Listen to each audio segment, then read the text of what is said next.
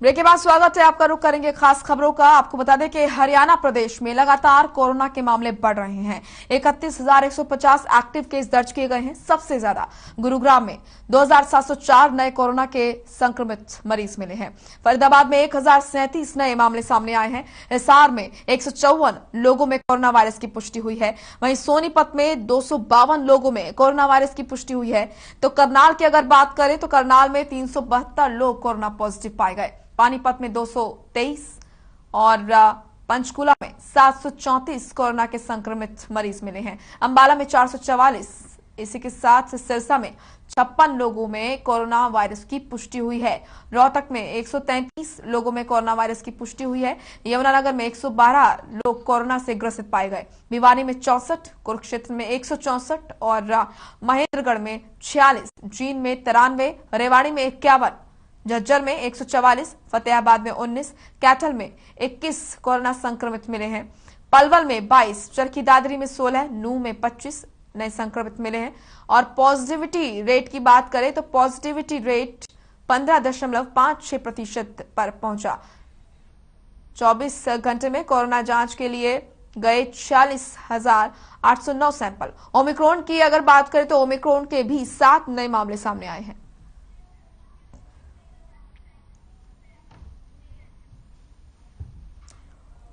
फरीदाबाद से bureau chief पूजा हमारे साथ जुड़ चुकी हैं। पूजा, सबसे पहले क्या कुछ अपडेट है फरीदाबाद में कोरोना संक्रमण को लेकर, क्योंकि लगातार हम देख रहे हैं कि कोरोना की जो रफ्तार है वो तेज होती हुई नजर आ रही है। फरीदाबाद के क्या कुछ हालात है? बिल्कुल मोनिका, फरीदाबाद में जिस रफ्तार से कोविड के आंकड़े बढ़ रहे हैं उसको मैं बताना चाहूंगी कि जब शुरुआत में और ज्यादा दूर जाने की जरूरत नहीं है। नए साल में ही जो मामले आ रहे थे वो पहले 2, 4, 6 आए, फिर उसके बाद लगातार ये कोरोना किस तेजी के साथ रफ्तार पकड़ सकता है वो आप देख सकते हैं कि मात्र अभी 13 तारीख पर हमें और आंकड़े जो है 1,037, 1,080 तो कभी 875 इस तरह के आंकड़े लगातार 3 दिनों से लगभग आ रहे हैं।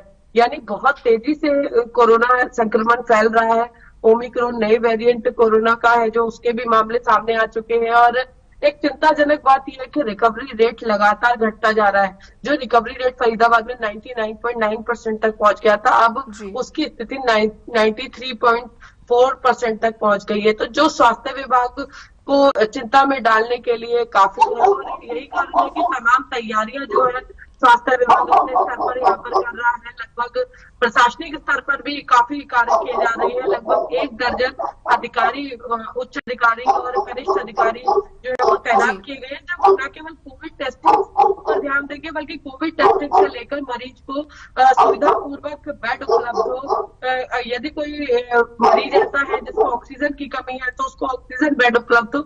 इन तमाम तैयारियों के साथ अधिकारी जब अब ग्राउंड जीरो पर उतरेंगे तो ऐसे में अब जो संभावित मामले बढ़ने की आशंका है, जिस तरह से कथित रूप से कहा जा रहा है कि फरवरी में कोविड के मामले और तेजी पकड़ सकते हैं, कोरोना की 3rd वेव जो है पूरे फ्लो के साथ आ सकती है। तो उस स्थिति से निपटने के लिए प्रशासन अभी से ही सक्रिय नजर आ रहा है। और यही कारण है कि अब फरीदाबाद की यदि स्थिति अगर उस पर गौर किया जाए तो स्वास्थ्य विभाग का दावा है कि आने वाले समय में जितनी ऑक्सीजन की आवश्यकता पड़ सकती है सेकेंड लहर के आंकड़ों को मद्देनजर रखते हुए, उससे ज्यादा की ऑक्सीजन फरीदाबाद में उपलब्ध है। यानी तमाम तैयारियों के साथ अब जिला प्रशासन और स्वास्थ्य विभाग संयुक्त रणनीति के साथ कोरोना संक्रमण से लड़ेगा। हालांकि देखिए, इसमें जनता के प्रयास की जरूरत है, क्योंकि जिस तेजी के साथ मामले बढ़ रहे हैं, आज लोहड़ी है, कल संक्रांत है, तो ऐसे में बाजारों में भीड़ जरूर देखने को मिल रही है। लेकिन जो बुद्धिजीवी वर्ग है, जो समझदार लोग हैं, वो ये समझ रहे हैं कि लोगों से कम मिला जाए। इसके लिए डिजिटल तौर पर लोग जो है अपना फेस्टिवल सेलिब्रेट करने का मन बना चुके हैं। तो ये समझदारी इस वक्त मौके की नजाकत को देखते हुए बहुत जरूरी है। हम अपना भी सेहत का ध्यान रखें और लोगों की सेहत का ध्यान रखने की जिम्मेवारी भी हमारी है। तो तमाम जो गाइडलाइंस प्रशासन ने दी है उसका पालन किया जाए और खासकर नाइट कर्फ्यू को लेकर जो हिदायतें दी गई हैं उसका भी लोग पालन करते नहीं देखे जा सकते। और प्रशासन भी कहीं ना कहीं इसमें लचर साबित हो रहा है। तो सामूहिक प्रयासों की जरूरत है। यदि प्रशासन सख्ती बरतना शुरू करे और लोग सहयोग ना करे तो ये सख्ती नाकाफी होगी। वहीं अगर लोग सतर्कता बरत रहे हैं और प्रशासन जो है गंभीर नहीं है तो भी उस नियम कायदे कानून का कोई लाभ नहीं होगा। तो कोरोना से लड़ने के लिए मोनिका सामूहिक प्रयासों की जरूरत है, जो लगातार मुख्यमंत्री मनोहर लाल, स्वास्थ्य मंत्री अनिल विज ये लगातार कह रहे हैं कि सबको मिलकर इस कोरोना को हराना है। बिल्कुल, सबको मिलकर ही कोरोना को हराना है। शुक्रिया आपका पूजा तमाम महत्वपूर्ण जानकारी के लिए, ताजा अपडेट देने के लिए। चलिए रुक करेंगे अगली खबर का। शिरोमणि अकाली दल के पूर्व शिक्षा मंत्री डॉक्टर दलजीत सिंह चीमा ने हर खबर के माध्यम से आम आदमी पार्टी के संयोजक और दिल्ली के मुख्यमंत्री अरविंद केजरीवाल पर गंभीर आरोप लगाए। दलजीत सिंह का कहना है कि अरविंद केजरीवाल की पार्टी पर उन्हीं के नेता टिकटों के आवंटन में खरीद फरोख्त के आरोप लगा रहे हैं। केजरीवाल खुद को छोड़कर सभी विरोधी दलों के नेताओं को भ्रष्टाचारी कहते हैं, लेकिन आज ये सिद्ध हो गया कि वो स्वयं ही भ्रष्टाचार के जीते जागते उदाहरण हैं।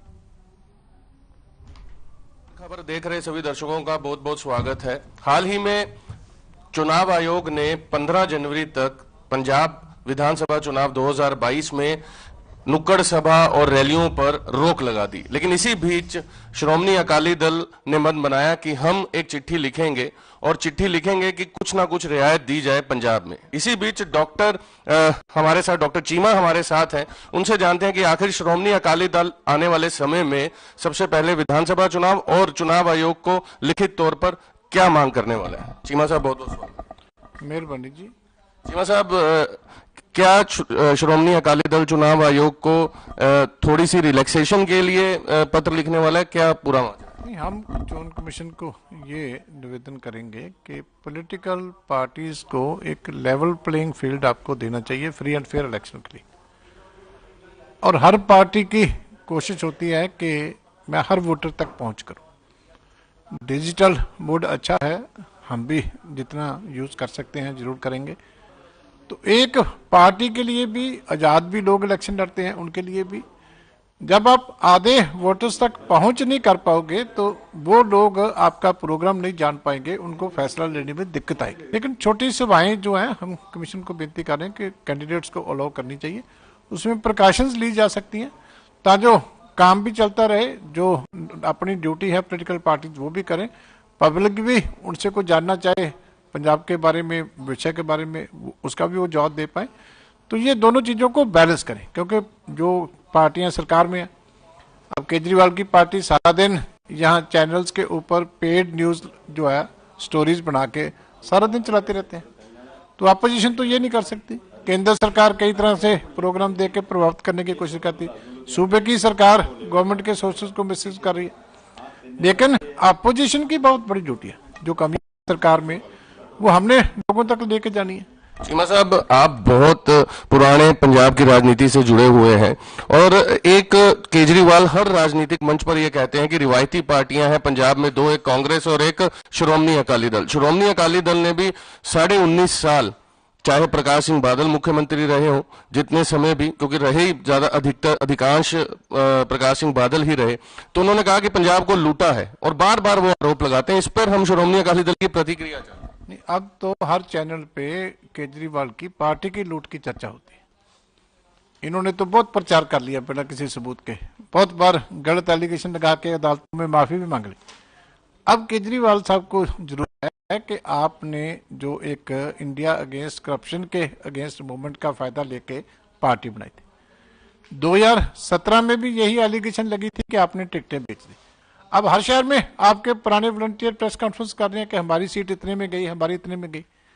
तो अब तो अपनी लूट का हिसाब दो कि ये पैसा कहां जा रहा है, आप क्यों चुप करके बैठे हैं।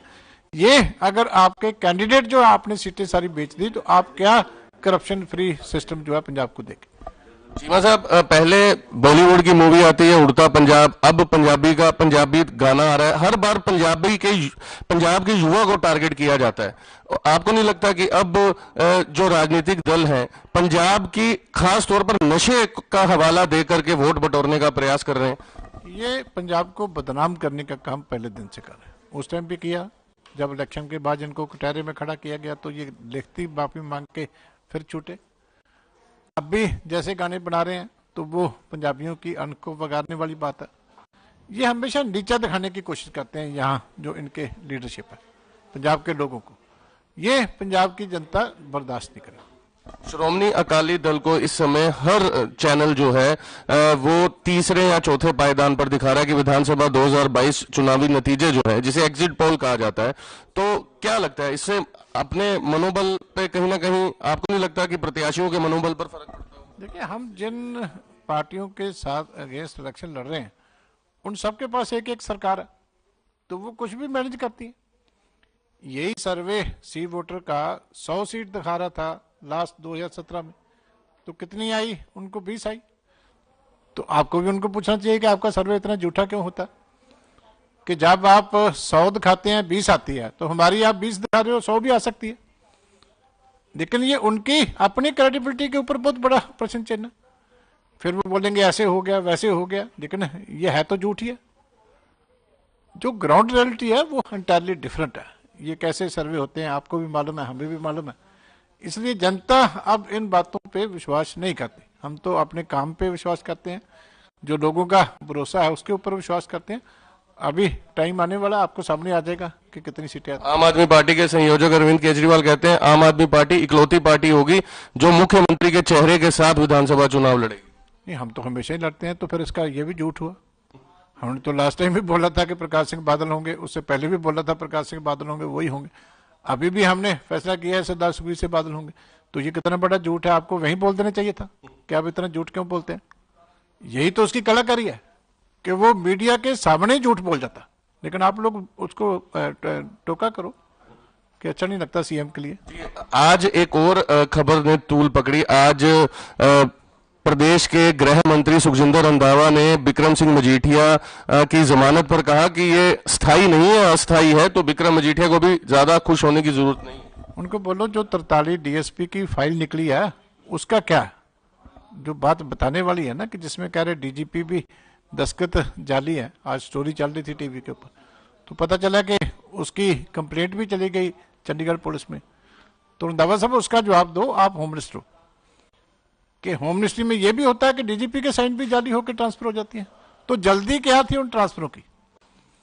अगर डीजीपी ने साइन नहीं किए तो आपने रोका क्यों नहीं उस फाइल को? ये जल्दी क्या थी, किसने साइन किए?